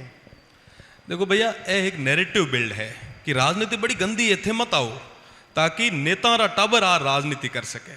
अगर राजनीति इतनी गंदी होती तो नेताओं को अपने बेटों को लाने की जरूरत ही नहीं पड़ती। ये एक नैरेटिव बिल्ड कर रखा है ताकि आज की जो युवा पीढ़ी है ये राजनीति से दूर रहे। ये 4, 5, 10 फैमिली जो है उनके हाथ में पूरा कंट्रोल रहे। जो सिस्टम के लोग हैं वो इस सिस्टम को चलाते रहें, नए लोग ना आ पाएं। इसलिए एक नैरेटिव बिल्ड किया है। इस नैरेटिव को ब्रेक करने के लिए आप सभी का आना जरूरी है। आप जब अंदर आ जाएंगे तब आपको समझ में आएगा कि वाकई राजनीति कैसी है। देखिए, साजिश और षड्यंत्र ऐसी बात नहीं है सिर्फ राजनीति में ही होती है। तमाम चीजें, अगर आप किसी ऑफिस में भी काम कर रहे होंगे तो छोटी मोटी चीजें तो वहां भी चलती होगी। तो ये तमाम चीजें तो चलती रहेगी, पर वाकई अगर आप चाहते हैं कि कुछ बेहतर हो तो राजनीति में आओ। राजनीति गंदी नहीं है। राजनीति अगर वाकई आप गंदी समझते हैं तो इस गंदगी को भी साफ करने के लिए किसी को आगे आना पड़ेगा, आपको कदम बढ़ाना पड़ेगा ताकि एक नैरेटिव भी टूटे। पीछे वो बच्ची हेलो सर, हेलो आ रही है। सर, मेरा नाम प्रतीक है, मैं हिंदू कॉलेज से। मेरा सिर्फ एक सामान्य सा प्रश्न है कि आज की जो राजनीति है वो धन और बल तक ही सीमित रहती है। यानी कि मैंने कुछ दिनों पहले एक वीडियो भी देखा था, जो डूसू के इलेक्शन चल रहे हैं अभी, तो नॉमिनेशन के टाइम पे एक स्टूडेंट का नॉमिनेशन पत्र ही जो फाड़ दिया गया था बाहरी पुलिस के सामने। इसका मतलब ये है कि मतलब जिसके पास धन है, बल है, वही आज के समय में राजनीति कर सकता है। और डूसू जैसे लेवल पे जहाँ पर वो प्रतिनिधि कर रहे हैं स्टूडेंट का, वही ऐसा काम कर रहे हैं, तो उसको आप कैसे देखते हैं? धन्यवाद। देखिए, बिल्कुल सही बात है आपकी कि आज के समय में तमाम चीज़ें और उनका उपयोग वर्तमान में बहुत ज़्यादा हो रहा है, पर इसके लिए आपको लड़ना तो होगा। आप ये सोच रहे हैं कि एक बार कोई फाड़ के चला जाएगा और फिर मैं घर जाके बैठ जाऊंगा तो फिर राजनीति में बताइए।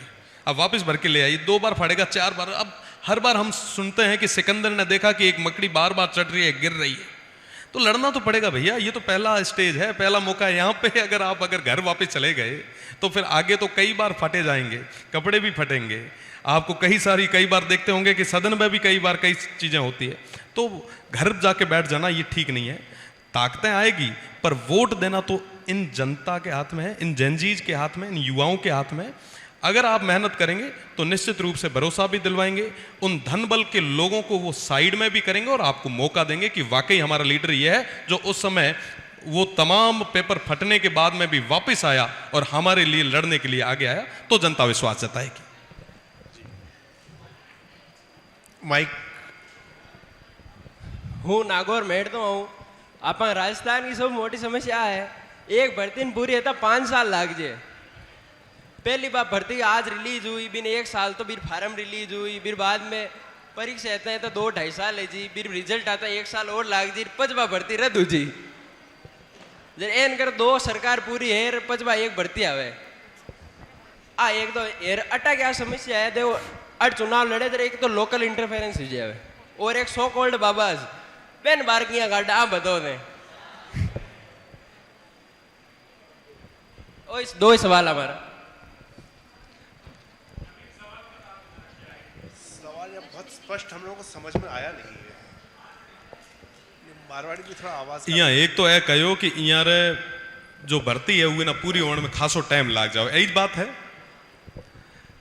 एक प्रोसेस है। कई बार जो न्यायालय शरण में जाए तो जाहिर सी बात है कि तमाम चीज़ों में ना एक गैप जरूर आए, पर प्रदेश की सरकार रही और महासभा की जिम्मेदारी है कि मैं वो ना जल्दी में जल्दी कराऊँ। ये वास्ते हमेशा मैं प्रयासरत भी रहा। साथ ही साथ आप जो दूसरो सवाल पूछो विश्वविद्यालय बाबा और कहीं शायद एड़ो कहीं पूछो हो, मैं तो आधो अधूरो सुनी जो कहीं एड़ो या तो कहीं पाचो बोलियो। देखो अट लड़ानी चुनाव जरा एक तो लोकल बाबाज रहे बे इंटरफेयर करे, बेंगा पर्चा फाड़ दिया और दूजन पर्चा बर्बाद है वो नहीं भरी तो बेन के कंट्रोल में रहा का आ बच्चा मा दे वहाँ आ तरह की बारू कंट्रोल करनी चाहे बिन कहन बाहर काटा। आ बताओ ते चुनाव लड़ियो था कल टाइम ही यो लो तो आप तो खूब सारी मेहनत करो, अपना उज्जवल भविष्य की शुभकामनाएं। और साथ ही साथ ये तमाम बाबा में ना थे अड़गा रहा, मेहनत करया और जिक्र वास्ते आपने ये भेजा है, मैंने पूरा भरोसा है कि वहाँ सपना रमाता आप खराबी हो। रविंद्र जी, भारती जी, मैं आदित्य राज दैनिक जागरण से, गुरुग्राम से ब्यूरो चीफ हूँ। मुझे खुशी है आप विद्यार्थी परिषद में रहे हैं। मैं भी लंबे समय तक विद्यार्थी परिषद में रहा हूँ, इसलिए मैं आपको बधाई देता हूँ। आपने पहले बार में ही मैदान वहाँ जीता। मैं एक जिस विषय पर आप 1 सेकंड के लिए गए नेपाल पर और फिर वापस आ गए, नेपाल में जो कुछ भी हुआ अभी, कभी छात्र राजनीति, छात्र आंदोलन भी हुआ था अपने देश के अंदर, जेपी आंदोलन के नाम से जानते हो, वो वाकई में छात्र आंदोलन था। नेपाल में युवाओं का आंदोलन हुआ, कुछ ही समय में सब कुछ परिवर्तन हो गया। आखिर पूरी दुनिया को नेपाल का जो आंदोलन है, जो युवाओं का आंदोलन हुआ, वो क्या संदेश दे गया, एक छात्र नेता के रूप में आप बताएं। देखिए, जो उपद्रव हुआ, मैं कड़े शब्दों में निंदा करता हूँ। वहाँ पे जो बेकसूर निर्दोषों की जान गई, मैं उनको श्रद्धासुमन अर्पित करता हूँ। साथ ही साथ एक मैसेज ये जरूर है कि अगर आप अत्याचार की पराकाष्ठाएं पार करेंगे तो लोग सड़कों पे आएंगे, युवा सड़कों पे आएंगे, और जब युवा सड़कों पे आएंगे तो कई सारे बड़े बदलाव भी आएंगे। वो बदलाव हो सकता है कि सकारात्मक भी हो, और कई बार वो बदलाव नकारात्मक भी होते हैं। तो अलग अलग तथ्यों के अलग अलग परिणाम भी होते हैं। नेपाल जो हमारा पड़ोसी देश रहा है, और उसके अंदर जो इस तरीके जो हालात बने हैं, वो वाकई हम सभी के लिए भी चिंताजनक है। भारत के लिए विशेषकर चिंताजनक है कि कहीं वैसी आग हमारे भारत में ना आ जाए। आज हम भी कहीं एक बारूद के ढेर पे बैठे हैं। अगर ऐसी कोई चिंगारी इस देश में लगती है तो बहुत बड़ा नुकसान इस पूरे देश को होगा। तो इस पूरे देश को एक रखने के लिए, मजबूत रखने के लिए, सीमाओं को मजबूत रखने के लिए इन जैन जीज का पॉजिटिव, इस एनर्जी को पॉजिटिव लगाना भी बहुत ज़्यादा जरूरी है। मुझे लगता है कि हमारे भारत के युवा सकारात्मक रूप से आगे बढ़ रहे हैं, और आने वाले समय में इसके परिणाम भी हमें मिलेंगे। जय बाबा गरीबनाथ जी की। हूँ भी नाथौरी दोईतरी हूँ, लंगेरा बाड़मेर हुई थी आई हूँ। घणे टाइम हूँ मिस कर रही थी कि गडरारा लाडू, जीवन री मिठाइयों, नमकीन, पण दैनिक जागरण रे थ्रू थे ए थाया। मोह में बैठा हो, मोह बात कर रहा हो, मैं उमर बहुत बहुत तहे दिलों धन्यवाद करना चाहूँ। जैसा कि आपने बताया कि आपके पिताजी भी अध्यापक है, मेरे पिताजी भी प्रिंसिपल है। अब वो मेरे से, जब मैं घर से रवाना हुई तो मुझसे कहा गया कि पॉलिटिक्स से दूर रहना। तो आपके मत में महिलाओं का राजनीति में किस प्रकार से होना चाहिए, मैं उस पर विचार जानना चाहती हूँ। मेरा नाम भूमिका गोस्वामी है, मैं और यहाँ पे हिंदी ऑनर्स कर रही हूँ। पहले तो मैं दैनिक जागरण का खूब खूब धन्यवाद ज्ञापित करूँगा, आपकी पूरी टीम का, कि आपने ये भव्य आयोजन करवाया, और मुझे मेरे तमाम इन छात्रों से और विशेषकर छोटी बहनों से मिलने का मौका आपके माध्यम से मुझे मिला। ये बहुत बड़ी चीज़ है कि लंगेरा से निकल के एक बच्ची यहाँ तक आई है। ये एक सकारात्मक पहल है। और रही बात दूसरी की, छोटी बहन ने कहा कि महिलाओं का राजनीति में तो 33% जो को आ बड़े थारे पगाई जाए उगर महीना थे जूसो तो थे ना तक तैयारी शुरू कर दो, पापा रा नंबर में ना भेज दे, हूँ बात कर ले। हो ठीक है, धन्यवाद। हेलो सर, सबसे पहले तो आप सभी को मेरा प्रणाम। सर, मेरा क्वेश्चन ये है कि आप जहाँ से आते हैं पश्चिमी राजस्थान से, वहाँ एजुकेशन सिस्टम आज भी इतना डेवलप नहीं है जितना दूसरे इलाकों में है। तो आप उसके लिए कोई प्रयास करोगे या फिर ऐसा कुछ किया है जिससे कि एजुकेशन सिस्टम डेवलप हो? क्योंकि मैं भी उसी क्षेत्र से आता हूँ, ऊंडू काश्मीर से, बाबा रामदेव जन्मभूमि से। बिल्कुल, एजुकेशन सिस्टम की जो आप बात करी है, जाहिर सी बात है कि उस क्षेत्र में शिक्षा की कमी रही, पर वर्तमान समय में उस क्षेत्र को मजबूत करने के लिए हम सब लगातार प्रयासरत हैं। पूरा भरोसा है कि उस धरती से, जहाँ से एक समय में जोधपुर तक आना बड़ा भारी होता था, और वहाँ के स्टूडेंट अगर मिरिंडा हाउस में बैठ के बात कर रहे हैं, तो जाहिर सी बात है शिक्षा मजबूत हो रही है, और आने वाले समय में और मजबूत कर लिया जाएगा।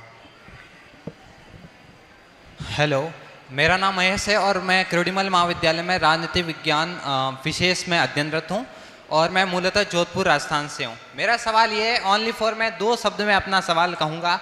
आज की राजनीति और रीलबाजी मैं ये सोचता हूँ कि ऊंची दुकान और फीका पकवान जैसा जो एक लोकोक्ति है वो कहीं ना कहीं यहाँ है जो अच्छी तरीके से प्रयोग में आ रही है। सर आप इस दो शब्द को देख करके ये बताइए कि आप इसके बारे में क्या सोच रहे हैं? फिर से आज की राजनीति और रीलबाजी। रीलबाजी। मैं आपको इतना ही कहना चाहूँगा कि आप आगे आए, जनता के लिए काम करें। तमाम चीज़ें सोशल मीडिया तक ही रह पाई तो आप चुनाव में आगे नहीं जा पाएंगे। अगर कोई इलेक्ट्रल पॉलिटिक्स में मेहनत कर रहा है तो उसे धरातल पे काम करने की ज़रूरत रहेगी। निश्चित रूप से अगर धरातल पे आप काम करते हो तो जनता अपना विश्वास आपको देगी। जी, मैं वो पीछे एक हाथ उठा रहे काफ़ी देर से उधर।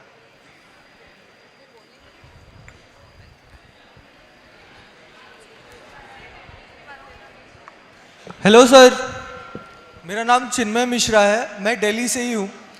मैं आपसे एक क्वेश्चन पूछना चाहता हूँ कि जैसे आपने राजस्थान में एक नई व्यवस्था शुरू की है, मेनली अभी तो बाड़मेर तक सीमित है, लेकिन आपकी जो फ़ैन फॉलोइंग है वो ज़्यादातर राजस्थान है, बट दिल्ली और उसके आसपास के इलाकों में भी है। लेकिन इसी तरीके से भारत में और अलग अलग राज्यों में भी बहुत से लोग निकल रहे हैं, नई पॉलिटिकल पार्टीज़ बना रहे हैं, नई व्यवस्था बनाने की कोशिश कर रहे हैं। जैसे बिहार में प्रशांत किशोर जी शुरू कर रहे हैं। तो क्या ऐसा कभी हो सकता है कि आप लोग मिलकर कुछ एक नेशनल मूवमेंट तैयार करें या नेशनल फ्रंट को भी तैयार करें जो बीजेपी और कांग्रेस को काउंटर कर सके? सबसे पहले तो मैं प्रशांत किशोर जी को खूब धन्यवाद दूंगा, और उनकी जो पहल है, जिस तरीके से सोशल मीडिया के माध्यम से देखते हैं, काफ़ी चीज़ें बदली हुई नज़र आ रही है। एक जो मॉब उनके साथ में जुड़ रही है, वाकई वो सकारात्मक एक पहल है।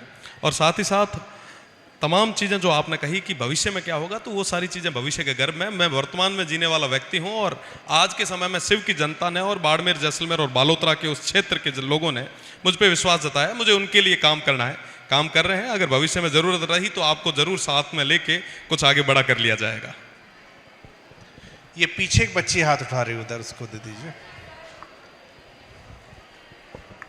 हाँ, यहाँ किसी ने हाथ उठाया था आप में से। नमस्ते सर।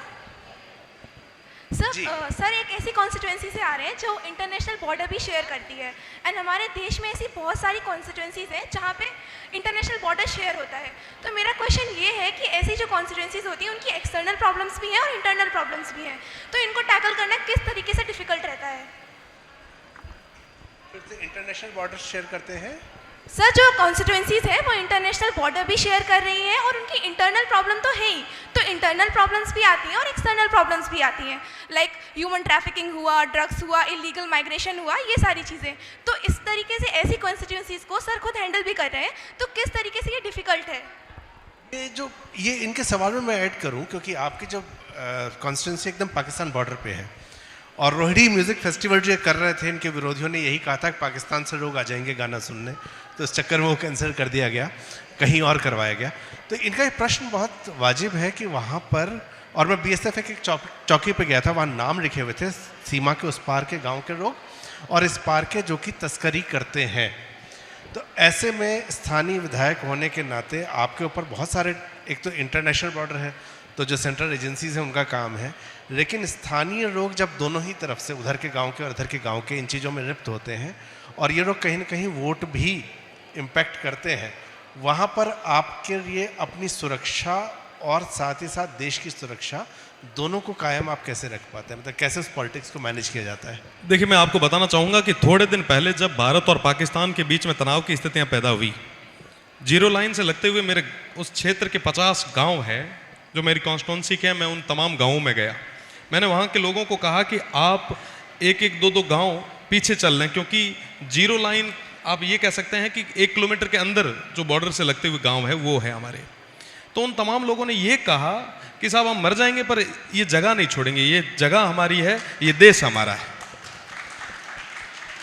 मुझे लगा कि मुझे ये नहीं कहना चाहिए था उन्हें पीछे हटने का, ये हमें फील हुआ। मैंने ये बात एक 80 साल के बुजुर्ग से कही। उन्होंने ये कहा कि सेना अगर आएगी तो उनके लिए हम खाना बनाएंगे, उनकी सेवा करेंगे, उनको लड़ने के लिए हम जो भी हमसे हो पाएगा हम मदद करेंगे, पर गांव नहीं छोड़ेंगे।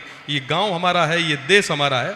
जो इतनी देशभक्ति रखने वाले लोग हैं, जो काल और अकाल में भी जिन्होंने हमेशा बॉर्डर के लिए मजबूती से काम किया है, मुझे नहीं लगता कि वो किसी दबाव या प्रभाव में आके देश के हितों के साथ कोई समझौता करेंगे। तो हमारे लोग बड़े मजबूत लोग हैं और आपसे भी यही निवेदन है, सभी को मैं आमंत्रित करता हूं कि आप इंटरनेशनल बॉर्डर पे आएं, आपको बॉर्डर भी घुमाएंगे और आप देखें कि हमारे लोग किस मजबूती के साथ में उस क्षेत्र पे आपकी सुरक्षा के लिए मजबूती से खड़े हैं। जी तो अभी मुझे पता है आपके सवाल बहुत है, रविंद्र अभी जान ही रहे, बाहर मिलेंगे, बाहर हम लोग बात भी करेंगे उनसे, लेकिन चूंकि नेक्स्ट सेशन का टाइम है, अब बाहर हम सवाल करेंगे इसके लिए, तो क्योंकि नेक्स्ट सेशन को भी हमें देना है। आप इसके लिए दैनिक जागरण को धन्यवाद दीजिए कि सेशन में आधा घंटा सिर्फ आप लोगों के लिए एक्स्ट्रा सर ने दिया कि आप सवाल जवाब जितने ले सकते हैं लीजिए।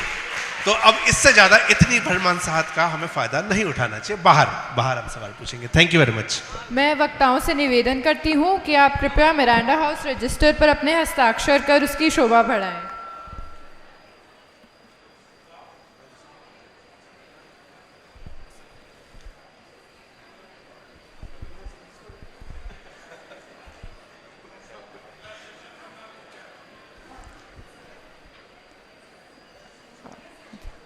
साथ ही मैं professor doctor Hina Singh ma'am को मंच पर आमंत्रित करती हूँ और इस सत्र के वक्ताओं को स्मृति चिन्ह देकर सम्मानित करने का आग्रह करती हूँ।